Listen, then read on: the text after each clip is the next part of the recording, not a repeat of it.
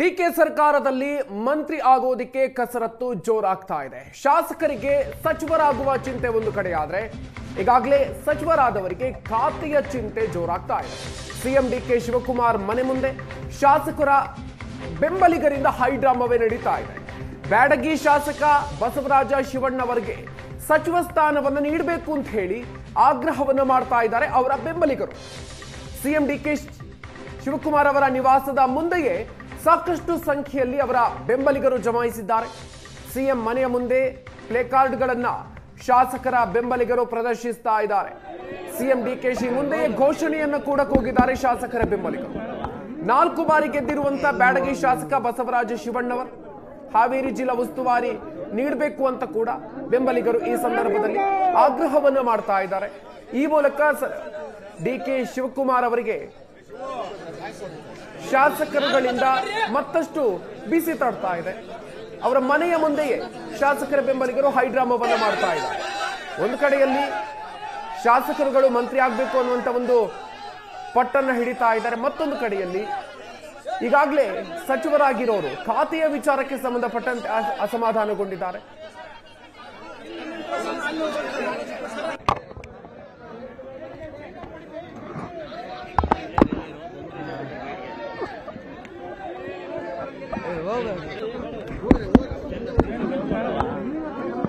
ಖುಷಿಯಿಂದ ನಿಮ್ಮ ಜಿಲ್ಲೆಗೆ ನಾವು ಮಿನಿಸ್ಟರ್ ಕೊಡ್ತೇವೆ ಅಂತ ಬಹಳ ಖುಷಿಯಿಂದ ಒಪ್ಕೊಂಡಾರ.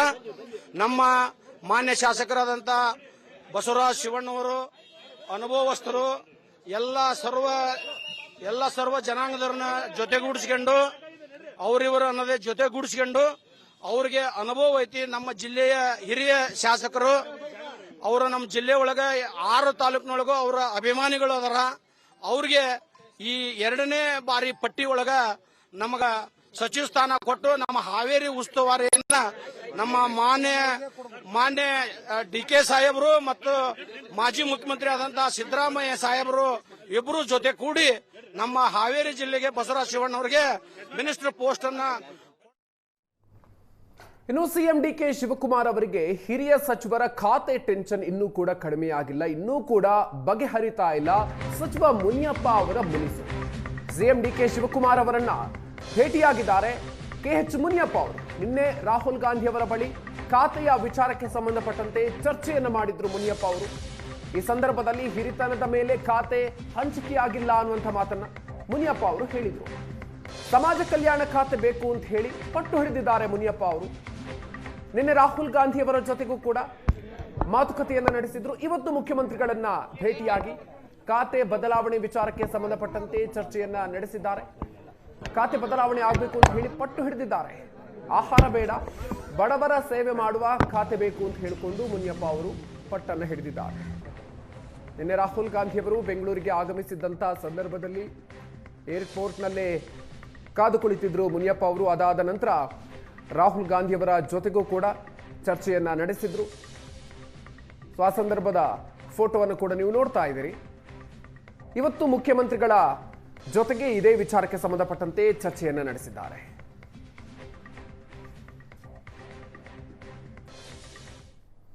ಇನ್ನು ಮುಖ್ಯಮಂತ್ರಿ ಡಿಕೆ ಶಿವಕುಮಾರ್ ಅವರು ಮತ್ತೆ ದೆಹಲಿಗೆ ದಂಡಯಾತ್ರೆಯನ್ನ ತೆರಳಲಿದ್ದಾರೆ. ಮುಖ್ಯಮಂತ್ರಿ ಆದ ಬಳಿಕ ಮೊದಲ ಬಾರಿಗೆ ದೆಹಲಿ ಪ್ರವಾಸವನ್ನ ಕೈಗೊಳ್ತಾ ಇದ್ದಾರೆ ಡಿಕೆ ಶಿವಕುಮಾರ್ ಅವರು.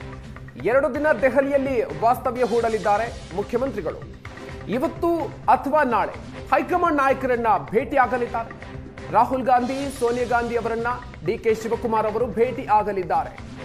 2ನೇ ಹಂತದ ಲಿಸ್ಟ್ ಅನ್ನ ಫೈನಲ್ ಮಾಡುವಂತಹ ಹಿನ್ನೆಲೆಯಲ್ಲಿ ಚರ್ಚೆ ನಡೆಯುವಂತಹ ಸಾಧ್ಯತೆ ಇದೆ. ಇದರ ಜೊತೆಗೆ ನಾಳೆ ನೀತಿ ಆಯೋಗದ ಸಭೆಯಲ್ಲೂ ಕೂಡ ಮುಖ್ಯಮಂತ್ರಿಗಳು ಭಾಗಿ ಆಗ್ತಾ ಇದ್ದಾರೆ. ಪ್ರಧಾನಿ ನರೇಂದ್ರ ಮೋದಿ ಅಧ್ಯಕ್ಷತೆಯಲ್ಲಿ ನಡೆಯಲಿರುವಂತಹ ಸಭೆ ಇದು. ಸಿಎಂ ಡಿಕೆ ಶಿವಕುಮಾರ್ ಅವರು ಪ್ರಧಾನಿ ಮೋದಿಯವರನ್ನ ಭೇಟಿ ಮಾಡುವಂತಹ ಸಾಧ್ಯತೆ ಕೂಡ ಇದೆ. 2 ದಿನಗಳ ದೆಹಲಿ ಪ್ರವಾಸವನ್ನ ಕೈಗೊಳ್ಳಲಿದ್ದಾರೆ ಮುಖ್ಯಮಂತ್ರಿ ಡಿಕೆ ಶಿವಕುಮಾರ್ ಅವರು. ಹೆಚ್ಚಿನ ಡೀಟೇಲ್ಸ್ ಕೊಡ್ತಾರೆ ನಮ್ಮ ಪ್ರತಿನಿಧಿ ವಿದ್ಯಾ. ಇದೀಗ ನಮ್ಮ ಜೊತೆಗೆ ನೇರ ಸಂಪರ್ಕದಲ್ಲಿ ಜಾಯ್ನ್ ಆಗ್ತಾ ಇದ್ದಾರೆ. ವಿದ್ಯಾ, ಇದೀಗ ಮುಖ್ಯಮಂತ್ರಿ ಆದ ನಂತರ ಮೊದಲ ಬಾರಿಗೆ ದೆಹಲಿಗೆ ಪ್ರವಾಸಕ್ಕೆ ಕೈಗೊಳ್ತಾ ಇದ್ದಾರೆ. ಈ ಸಂದರ್ಭದಲ್ಲಿ ಒಂದು ಖಾತೆ ಹಂಚಿಕೆ ವಿಚಾರಕ್ಕೆ ಸಂಬಂಧಪಟ್ಟಂತೆ ಎಲ್ಲವೂ ಕೂಡ ಹೈಕಮಾಂಡ್ ಜೊತೆಗೆ ಚರ್ಚೆ ನಡೆಯುವಂತಹ ಸಾಧ್ಯತೆ ಇದೆ. ಇದರ ಜೊತೆಗೆ ಪ್ರಧಾನಿ ನರೇಂದ್ರ ಮೋದಿ ಅವರ ಅಧ್ಯಕ್ಷತೆಯಲ್ಲಿ ನಡೆಯುವಂತಹ ನೀತಿ ಆಯೋಗದ ಸಭೆಯಲ್ಲೂ ಕೂಡ ಭಾಗಿಯಾಗ್ತಾ ಇದ್ದಾರೆ. ಸೊ ದೆಹಲಿಯಲ್ಲಿ ಏನೆಲ್ಲ ನಡೆಯುತ್ತೆ, ಏನೆಲ್ಲ ಡೀಟೇಲ್ಸ್ ಇದೆ ವಿದ್ಯಾ? ಮಧುಕರ್, ಡಿ.ಕೆ. ಶಿವಕುಮಾರ್ ಅವರು ಸಿಎಂ ಆಗಬೇಕು ಅನ್ನುವಂತಹ ಕನಸನ್ನ ಸಾಕಷ್ಟು ವರ್ಷಗಳಿಂದ ಕಾಣ್ತಾ ಇದ್ರು. ಅದು ನನಸಾದ ಬಳಿಕ ಹೈಕಮಾಂಡ್ ನಾಯಕರು ಸಾಕಷ್ಟು ಜನ ಪ್ರಮಾಣ ವಚನ ಕಾರ್ಯಕ್ರಮಕ್ಕಿರಬಹುದು, ಅದರ ಜೊತೆಗೆ ಅದಾದ ಮೇಲೂ ಕೂಡ 2 ಬಾರಿ ರಾಹುಲ್ ಗಾಂಧಿ ಅವರು ರಾಜ್ಯಕ್ಕೆ ಭೇಟಿಯನ್ನ ನೀಡಿದ್ರು. ಆದ್ರೆ ಡಿ.ಕೆ. ಶಿವಕುಮಾರ್ ಅವರು ಸಿಎಂ ಆದ ಬಳಿಕ ದೆಹಲಿಗೆ ಅವರು ಹೋಗಿರ್ಲಿಲ್ಲ. ಸೊ ಈ ಕಾರಣಕ್ಕಾಗಿ ನೀತಿ ಆಯೋಗದ ಸಭೆ ಇರುವಂತಹ ಕಾರಣಕ್ಕಾಗಿಯೂ ಕೂಡ ಈಗ 2 ದಿನಗಳ ಪ್ರವಾಸವನ್ನ ಡಿ.ಕೆ. ಶಿವಕುಮಾರ್ ಅವರು ಕೈಗೊಂಡಿರುವಂತದ್ದು. ಇವತ್ತು ಬೆಳಗ್ಗೆ 9:00 ಅವರು ದೆಹಲಿಗೆ ಪ್ರಯಾಣವನ್ನ ಬೆಳೆಸಿದ್ದಾರೆ. ಒಂದು ಕಡೆ ನೀತಿ ಆಯೋಗದ ಸಭೆಯಲ್ಲಿ ಮಾತ್ರ ಭಾಗಿಯಾಗಲ್ಲ ಡಿ.ಕೆ. ಶಿವಕುಮಾರ್ ಅವರು, ಹೈಕಮಾಂಡ್ ನಾಯಕರನ್ನ ಕೂಡ ಭೇಟಿಯಾಗಿ ಚರ್ಚೆ ನಡೆಸುವಂತಹ ಸಾಧ್ಯತೆಗಳು ಹೆಚ್ಚಾಗಿ ಕಾಣ್ತಾ ಇದೆ. ರಾಹುಲ್ ಗಾಂಧಿ ಅವರ ಭೇಟಿಗೆ ಅವಕಾಶವನ್ನ ಕೇಳಿದ್ದಾರೆ. ಅದರ ಜೊತೆಗೆ ಸೋನಿಯಾ ಗಾಂಧಿ ಅವರನ್ನ ಕೂಡ ಭೇಟಿಯಾಗಿ ಅವರಿಗೆ ಧನ್ಯವಾದಗಳನ್ನ ಅರ್ಪಿಸೋದಕ್ಕೂ ಕೂಡ ಡಿ.ಕೆ. ಶಿವಕುಮಾರ್ ಅವರು ಮುಂದಾಗಿದ್ದಾರೆ. ಇನ್ನೊಂದು ಕಡೆ ಖಾತೆ ಹಂಚಿಕೆ ಆಗಿದ್ರೂ ಕೂಡ ಮೊದಲ ಹಂತದಲ್ಲಿ ಸಚಿವರನ್ನಾಗಿ ಮಾಡಿದವರಿಗೆ ಖಾತೆ ಹಂಚಿಕೆಯನ್ನ ಮಾಡಿದ್ದಾರೆ. ಆದ್ರೆ ಖಾತೆ ಹಂಚಿಕೆ ಆಗಿರೋದು ಅವರಿಗೆ ಸಮಾಧಾನವನ್ನ ತಂದಿಲ್ಲ. ಹಿರಿಯ ಸಚಿವರು ಯಾರ್ಯಾರಿದ್ರು ಬಹುತೇಕ ಅವರೆಲ್ಲರೂ ಕೂಡ ಈ ಖಾತೆ ನನಗೆ ಬೇಡವಾಗಿತ್ತು ಅನ್ನುವಂತಹ ಮಾತುಗಳನ್ನೇ ಹೇಳ್ತಾ ಇದ್ದಾರೆ. ಒಂದು ಕಡೆ ರಾಮಲಿಂಗಾರೆಡ್ಡಿ ಅವರು ರಾಜೀನಾಮೆಯನ್ನ ಕೊಟ್ಟು ನನಗೆ ಬೆಂಗಳೂರು ಅಭಿವೃದ್ಧಿ ಖಾತೆ ಕೊಡಬೇಕಿತ್ತು, ನನ್ನ ಹಿರಿತನಕ್ಕೆ ಗೌರವವನ್ನ ಕೊಡಬೇಕಾಗಿತ್ತು ಅನ್ನುವಂತಹ ಮಾತನ್ನ ಹೇಳಿದ್ರು.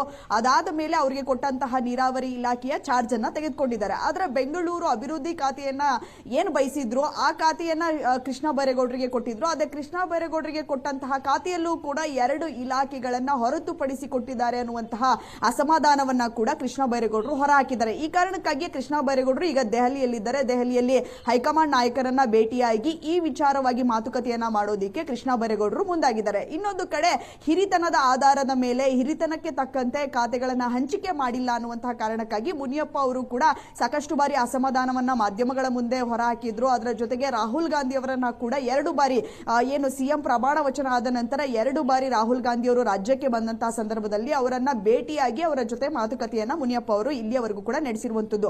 ನಿನ್ನೆಯೂ ಕೂಡ ಏರ್ಪೋರ್ಟ್ ನಲ್ಲಿ ಅವರಿಗಾಗಿ ಕಾದು ಕುಳಿತು ಈ ಚರ್ಚೆಯನ್ನ ಮಾಡಿದ್ದಾರೆ ಅನ್ನುವಂತಹದ್ದು ಕೂಡ ಈಗ ಸದ್ಯಕ್ಕೆ ಇರುವಂತಹ ಮಾಹಿತಿ. ಅದರ ಜೊತೆಗೆ ಮುನಿಯಪ್ಪ ಅವರಿಗೆ ಕಳೆದ ಬಾರಿ ಆಹಾರ ಇಲಾಖೆಯನ್ನ ಕೊಡಲಾಗಿತ್ತು, ಅದೇ ಇಲಾಖೆಯನ್ನ ಮುಂದುವರಿಸಿರೋದಕ್ಕೆ ಅವರಿಗೆ ಸಾಕಷ್ಟು ಅಸಮಾಧಾನ ಆಗಿದೆ. ನನಗೆ ಸಮಾಜ ಕಲ್ಯಾಣ ಇಲಾಖೆಯನ್ನ ಕೊಡಬೇಕು ಅನ್ನುವಂತಹ ನಿಟ್ಟಿನಲ್ಲಿ ಅವರು ಪಟ್ಟು ಹಿಡಿದಿದ್ದಾರೆ. ಈ ಕಾರಣಕ್ಕಾಗಿ ಡಿ.ಕೆ. ಶಿವಕುಮಾರ್ ಅವರು ಯಾವ ರೀತಿಯಾಗಿ ಹಿರಿಯರಿಗೆ ಖಾತೆ ಹಂಚಿಕೆ ಆಗಿರೋದ್ರನ್ನ ಅವರಿಗೆ ಮನವೊಲಿಸಬೇಕು ಅಥವಾ ಹಿರಿಯರಿಗೆ ಖಾತೆ ಹಂಚಿಕೆ ಆಗಿರೋದನ್ನ ಏನಾದ್ರೂ ಬದಲಾವಣೆ ಮಾಡಬಹುದಾ ಅನ್ನುವಂತ ನಿಟ್ಟಿನಲ್ಲೂ ಕೂಡ ಹೈಕಮಾಂಡ್ ನಾಯಕರ ಜೊತೆ ಇವತ್ತು ಚರ್ಚೆ ಮಾಡುವಂತ ಸಾಧ್ಯತೆ ಇದೆ.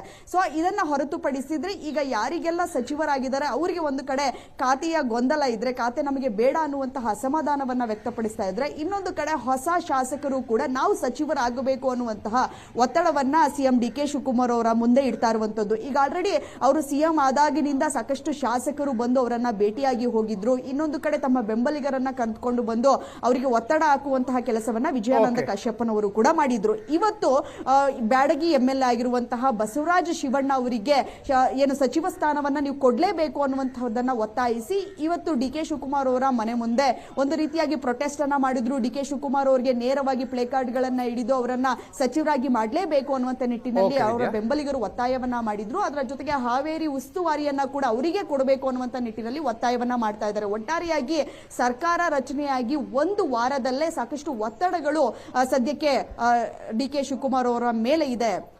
ಮಧುಕರ್, ಧನ್ಯವಾದ ವಿದ್ಯಾಶ್ರೀ ಡೀಟೇಲ್ಸ್ಗೆ.